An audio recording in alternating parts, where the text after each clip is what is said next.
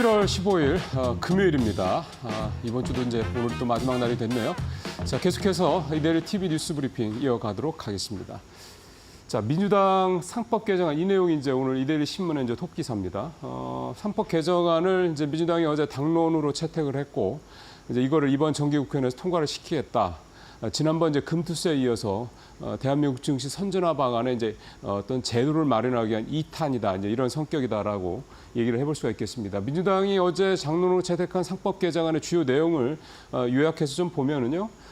이사의 총주주 이익에 대한 보호 의무, 대규모 상당 집중 투표제, 감사위원 분리 선출, 독립이사 및 전자주총 근거 마련 등등등인데요.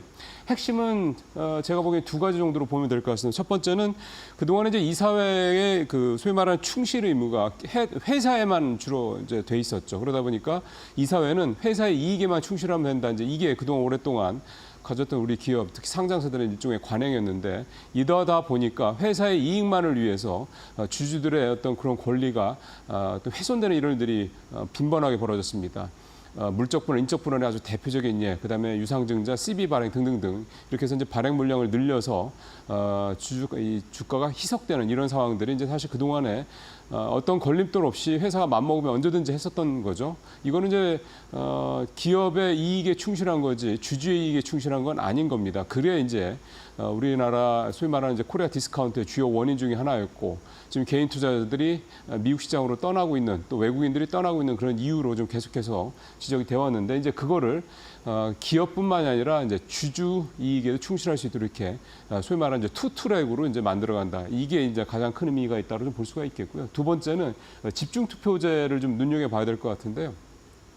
지금 이제 주주총회에서 이사를 선임을 할 때 지금은 대주주가 얼마든지 자기 입맛에 맞는 주주들을 선임을 할 수 있습니다. 그러니까 이사가 10명이면 10명 다 내 입맛대로 좀 선출할 수 있다. 이제 이런 현재 제도상에서는 그렇다는 얘기가 되는 거죠. 근데 집중투표제가 이제 만약에 시행이 된다고 그러면 소액주주들도 자기가 원하는, 그러니까 예를 들어서 10명의 이사를 뽑겠다고 했을 때 소액주주들의 권리를 보호할 수 있는 이사가 뭐 10명 중에 10명은 절대 아니겠죠. 그러니까 한두 명이 될 텐데 그 이사들을 반드시 선임할 수 있는 어떤 그런 힘을 좀 얻게 되는 겁니다. 왜냐하면 그 소액주주들이 그 한두 사람의 자신들의 이익을 보호해줄 한두 사람의 이사에 자신들의 의결권을 집중적으로 투표를 할 수가 있기 때문에 그 사람들이 즉 소액주주의 권리를 보장해 줄 수 있는 그 이사들이 이제 이사회에 진입할 수 있는 근거가 마련이 된다라는 거죠.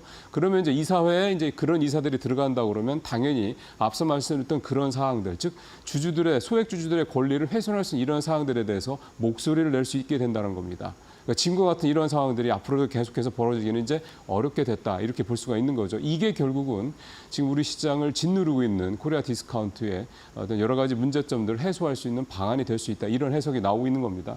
당연히 재계는 강력하게 반발하고 있고요. 재계는 이제 예전처럼 해외 투기 자본 먹튀 주장법이다 이렇게 주장을 좀 하면서 강하게 반발하고 있습니다. 근데 현재 국회 상황에서는 민주당이 당론으로 채택을 했다.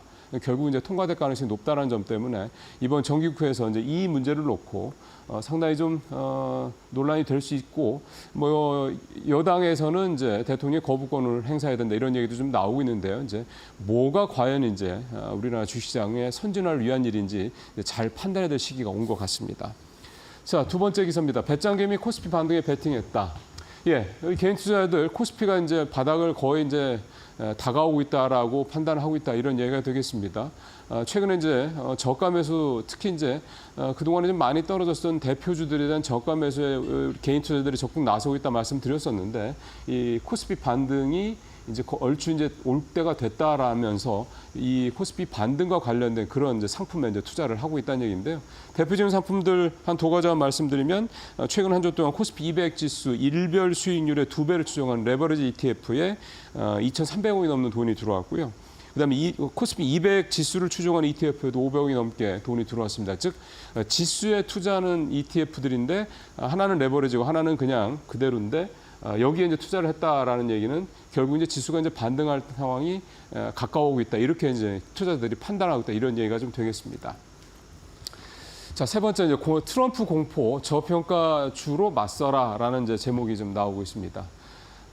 사실은 이제 오늘 전반적으로 뉴욕 시장 다 동반 하락을 하고 하면서 이번 주 들어서 확실히 트럼프 트레이드, 이 트럼프 수혜주들의 어떤 그런 이제 기세는 누그러들었습니다. 테슬라도 지난주에 워낙에 많이 올랐고 이번 주 들어서는 계속 등락을 반복을 하고 있는데 떨어질 때 많이 떨어지고 반등할 때 상승할 때는 많이 그러니까 별로 상승하지 못하는 전형적인 이제 어떤 주가 탄력 어떤 줄어든 그런 모습들이 좀 나타나고 있는데요. 자, 이제 이런 현상이 이제 우리 시장에도 나타날 수 있을 것으로 이제 기대가 되는 거죠. 결국은 뭐냐면 이제 어느 정도 트럼프 트레이드, 트럼프에 따른 여러 가지 어떤 정책에 대한 그런 공포감들이 이제 어느 정도 좀 진정이 됐으니 그러면 이제는 이런 어떤 트럼프 공포 때문에 주가가 많이 빠졌던 종목들을 이제 저가 매수를 생각해 볼 타이밍이 됐다 이제 이런 얘기가 되는 겁니다. 앞서 말씀드렸던 우리 개인 투자들이 지수의 반등에 베팅했다는 내용과 일맥상통한다고 보시면 되겠습니다. 자, 그렇다면 이제 타깃을 어디에 둬야 되느냐 이게 가장 중요한 거겠죠. 표를 좀 보시죠. 증권가에서는 코스피 목표가가 그다음에 현재 시세와 괴리율이 큰 종목들을 중심으로 좀 보고 있습니다. 그래서 보면 CS 윈드죠, 이 풍력 발전 대표적인 우리나라 이제 대장주인데 104%. 그러니까 이거는 목표가와 시세가 반토막 차이가 난다 이렇게 보면 되겠습니다. 그러니까 따지고 보면 이대로만 간다, 주가가 반등한다 그러면 지금 주가의 2배가 올라갈 수 있다 이제 이런 얘기가 좀 되는 거죠. 그 다음에 대상, 롯데정밀화학, 한국콜마, SK오션플랜트, SK오션플랜트도 신재생 쪽이 되는 거죠. HD 현대산업개발, CJCGV, 삼성 SDS, 셀트리온, 종무당 이런 회사들입니다. 이게 지금 대부분 다 50% 이상 괴리율이 벌어진 종목들인데 그만큼 이제 시장에서 보기에 이 정도 가야 되는 회사가 이렇게 너무 못 가고 있다 이런 얘기가 되는 거죠. 물론 목표가가 항상 시장에서 적절한 가치를 반영을 잘 하느냐 이 부분에 대한 논란이 분명히 있긴 합니다만 어쨌든 목표가 이렇게 현저하게 차이가 나고 있다는 얘기는 그만큼 어쨌든 제가 제 값을 못 받고 있다는 얘기는 맞는 거니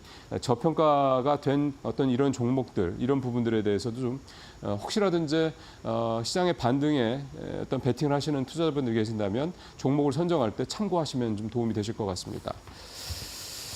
자, 이제 마지막은 철강주 얘기를 좀 해보도록 하겠습니다.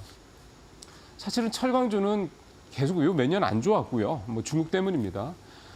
그러다가 9월 말에 이제 중국이 9월 24일 날 경기부양책이 내놓으면서 이제 사실 반짝 반등을 했습니다. 그때 주가가 단기간에 20% 전후로 급등을 했었죠. 그래서 이제 우리 철강주들 좀 숨통이 트이나 그런 생각들 하신 분들이 좀 계셨을 텐데요. 분위기가 트럼프 당선으로 더 안 좋아질 수 있다 이렇게 기사 내용이 좀 나온 겁니다. 이제 어떤 면이냐면 특히 이 건설용 시장 쪽, 그러니까 건설용 쪽에 들어가는 이런 봉이 있죠, 봉철강 이런 것들은 사실은 높은 그런 품질이 어떤 기술이 필요한 것도 아니고 사실은 물량이 가장 힘입니다. 누가 더 싸게 이 봉강을 그러니까 공급할 수 있냐 그건데 사실은 이런 부분에 있어서 우리 철강 업체들의 이 가격 경쟁률이 중국 업체들에 비해서 사실은 높게 가져가기가 참 쉽지 않습니다. 우리께 훨씬 비쌀 수밖에 없다 이런 얘기가 좀 되는 건데요.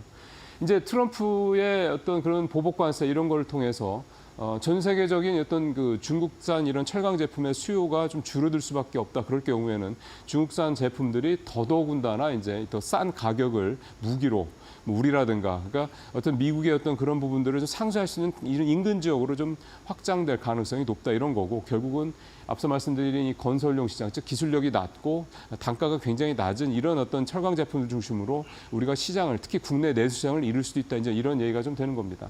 표 한번 보시면요. 여기서는 중국산 후판 얘기를 좀 하고 있습니다만 우리 조선업체들이 대부분 가장 많이 쓰는 게 후판이지 않습니까? 근데 이것도 사실은 올 상반기에 이슈가 한번 됐었는데 중국산 후판 제품이 우리 국내산 철강 회사들 제품보다 싸죠. 그러다 보니까 이제 중국산 제품들의 얼마나 이제 더 많이 쓰느냐 마느냐 가지고 국내 철강 회사와 조선 회사들 간에 좀 설왕설래가 있었다 그런 후문도 좀 있습니다. 어쨌든 이렇게 후판도 사실은 대단한 기술력을 필요하는 분야는 아니기 때문에 이 내수 쪽에서 우리 철강업체들이 좀 어려울 수 있다 이런 얘기가 나오고 있는 건데요. 전문가들, 즉 학계에서는 전기 강판이나 전기 차용 강판 등 고부가치 상품을 집중적으로 투자해야 된다 얘기를 하고 있긴 한데 유화업계 쪽에서도 소위 말하는 스페셜티라고 그래서 이런 고부가치 최첨단 제품에 대해서 그래서 굉장히 투자를 많이 했거든요. 근데 중국 유화업체들, 석유화학업체들이 좀 굉장히 바짝 또 따라오고 있다고 합니다. 결국은 참 이 첨단 제품으로 우리가 집중을 해도 중국산 이 중국 철강 회사들이 또 중국 유화 회사들이 따라오기 때문에 참 이 철강과 석유화학 쪽은 참 쉽지 않은 그런 업황이다 이렇게 좀 봐야 될 것 같습니다. 뉴스브리핑 마치겠습니다.